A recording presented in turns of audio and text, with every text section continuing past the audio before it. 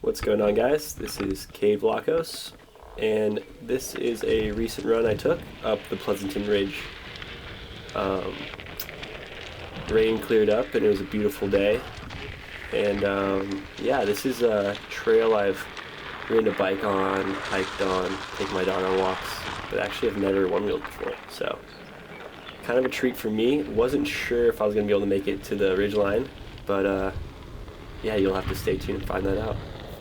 Funny story, actually. I got to about this part of the trail when I ran into a neighbor that I actually haven't seen in a while. Usually I'm the type of person to avoid that social interaction. Like, you know, when you see someone at a grocery store that you haven't seen in a while, and it's easier to duck into an aisle than say hi. But I didn't. I actually stopped and said what's up, because it feels like in these like strange times that it's good to check in on your people.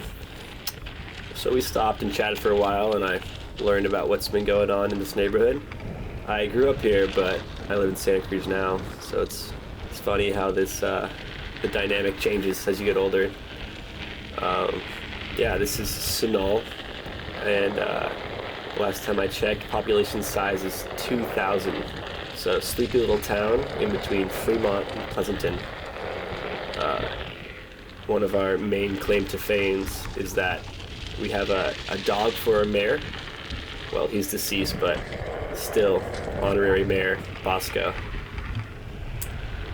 And we have this little train station, a little novelty train that runs during the Christmas time. You get on it, they decorate it with lights, get served hot chocolate. It's a good time. If you're in the area, you should check it out at least once. More than once. It's, you know, one of those things. But yeah, so this is the Pleasanton Ridge.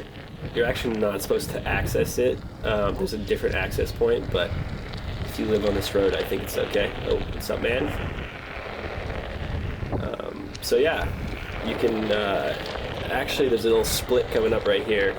You can either jet up to the very top, super steep going that way, or this is more of a gradual incline, which I opted for. Just double checking the GoPro was recording. You know, that's how that goes sometimes. But yeah, it was perfect trail condition because it rained a few days ago, so it's not kicking up a ton of dust. But you still have the hard pack. It's not muddy. So pretty sure I'm riding here in Mission. I typically ride Mission for all things.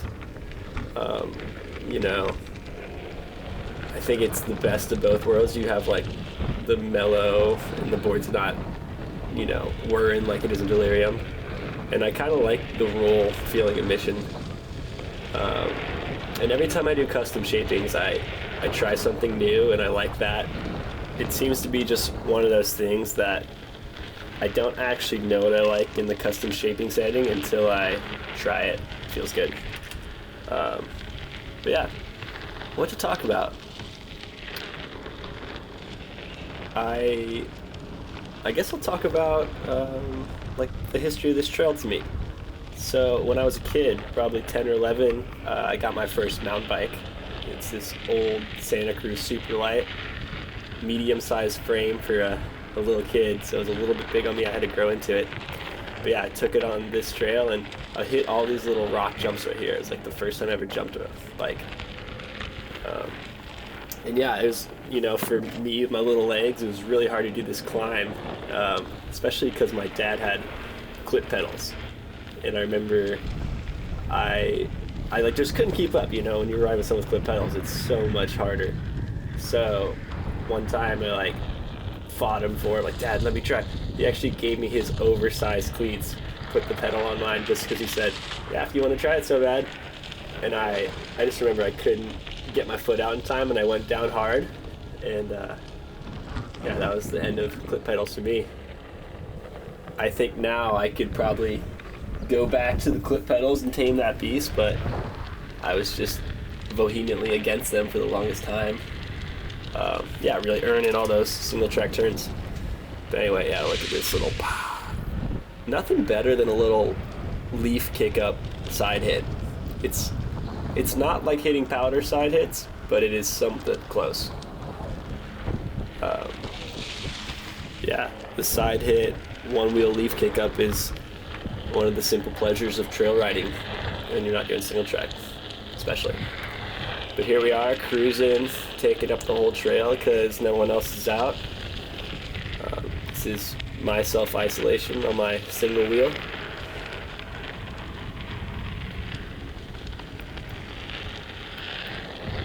And yeah, this trail, it winds way far back into this mountain. I'm pretty sure you can drop on the far side. Oh yeah. So these trees get this really awesome moss in the summertime, and it looks like an old, haunted forest. Little creek crossing, and now we're climbing. So at this point, I wasn't sure. Here comes the climb. Yeah, definitely was not sure. And the funny thing about climbing on a one wheel is it actually took me a little bit of time to figure this out, that you have this kind of very precise balance point where you're weighting that front pad different than you usually do. When you're riding on flat ground, you're kind of just pushing down and going. When you're riding uphill, you have your weight not like in your legs, but in your chest. And you're kind of like, I said this before once, but you know that feeling, if you're a skateboarder, you'll know what I'm talking about, when you're going over a crack and you kind of de-weight that board, kind of jump up a little bit with your upper chest. It's similar to that when you're climbing, and you're kind of always on that balance point. And weight has a factor too. I know when we go trail riding with Ted and Laser, Ted's always just shooting down in front of us. Yeah, there's the skyline, beautiful day. Looking good up here. It's really awesome when this hillside turns green. It happens after 2 or 3 rains, and all these little creeks start running, and it's just a really magical time to be home. Reminds me of childhood memories. And cruising on this trail, trying to avoid these little rock slides. Still going. I think it's going to get a little bit more forested here, and we turn it up a little bit. Yeah, we have not had enough of this front angle. Those shoes, you were wondering, they're Vans Comfort Pro slip-ons. Some of my favorite shoes to ride in. The trick is you got to go a half size smaller because they stretch out a little bit, and they're just snug, and you have all the support you need. And the GoPro does a really good job of this auto ISO.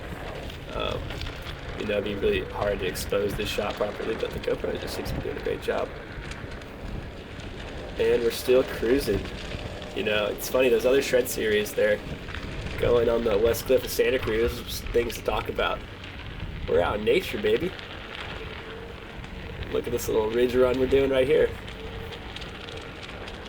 That is the navy blue fender, by the way, if you're wondering. Blue is my favorite color since I was a little kid. So, gotta go with the navy blue. And we're gonna hug this turn. This is actually the steepest part of the climb. And I was wondering, if I can make this, I can get all the way top. Got some bikers whizzing by. Always make room for the bikers. Gotta let them have the right of the way.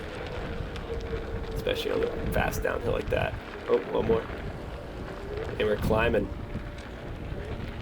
Cruising at this point. Got that back and forth S-turn weave up. It's all about that front foot pressure. You actually can't see it because the shot angle, but my hands are probably up close to my shoulders, right? So I'm really making sure that I'm not putting my weight too far forward without compensating. And that compensation comes from the shoulders. It looks like we haven't summited yet, but we're close. This is actually the part when you're on the bike and you're just like, one more turn and I made it. But there's always 2 more turns behind that. So you just did the big climb and you're waiting to get to the top. Here we are, a little panoramic shot. You can see just how much elevation we actually got. We're way up there. Yeah. You know, I've seen this trail pretty washed out with the washboard, those little ruts, but it was actually pretty nice right now. So I was surprised. Oh, we're getting close. I can feel it. It really opens up here and gets really beautiful. Actually got a story about maybe 2 or 3 times ago. I was up here, I brought my dog on a walk, and it's a Labradoodle, 2 years old, so still kind of a puppy, and just a ball of energy. But I let it off leash because I was running, and usually if I'm running next to it, it'll stay around me. But there's a herd of cows up here, and I was hoping that he would just stay away, but he runs directly to these cows. I'd say half the herd just darts away, and then a few of them just stand their ground. And there's this barking match between my dog and this cow, and it ends up, the cow is on top of my dog, and I'm running over there. I don't know what to do. Eventually, my dog gets free and kind of whimpers back to me, and I was freaking out. So, next time he's gonna have to be on the leash. I thought, you idiot, you almost got stampeded by a cow. Dumb dog. Anyway, here we are. This was the point when I said, if I can just get up this last little hill, I got it. You can see I'm really working for it. No, I can't go down. Oh, that nose is closed. Come on. Yes. Woo. Top of the ridge, no stop. Didn't know if it was possible. Check out this view, totally worth it. It was totally worth it. Yeah, if you look off, so that's Livermore over there. We got Pleasanton going up 680. And this bench, love sitting at this bench. It's great. And then in the corner to the right, you actually see the Altamont Pass. Mount Diablo, I think. I'm not totally sure. But yeah, you know that you just accomplished something great when you get to this bench. Nothing better than popping a squat, eating a little lunch right there. Now we're at the top. Now we're at the playground. It's one of those things where when you're on a bike and you just finish that climb, you're a little bit gassed, and you sit in your lunch, you kind of point it downhill and just go. But on the Onewheel, oh, well, of course you gotta get off-road up here. This is actually really smooth. You know, sometimes you don't know when you're just going in the grass off the trail, but this felt good. This biker was giving me props. That's always the funniest thing about trail riding, is when the bikers are like, oh, I didn't know you could ride that here. You better believe it. Here we go. Now we're gonna turn it on for a bit.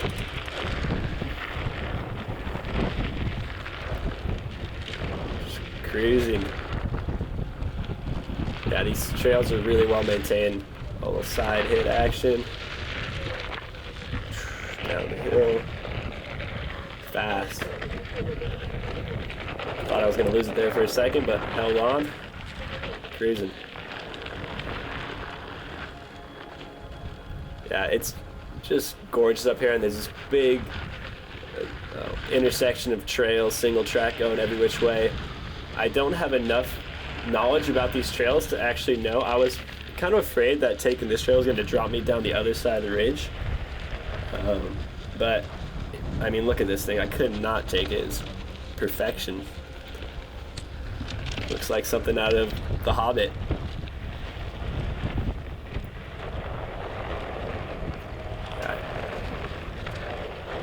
This is one of those things where, you know, you're filming this, you know it's for work, and you gotta, you know, ride well and be efficient, but I was forgetting right here that I was doing any work, and it felt really good.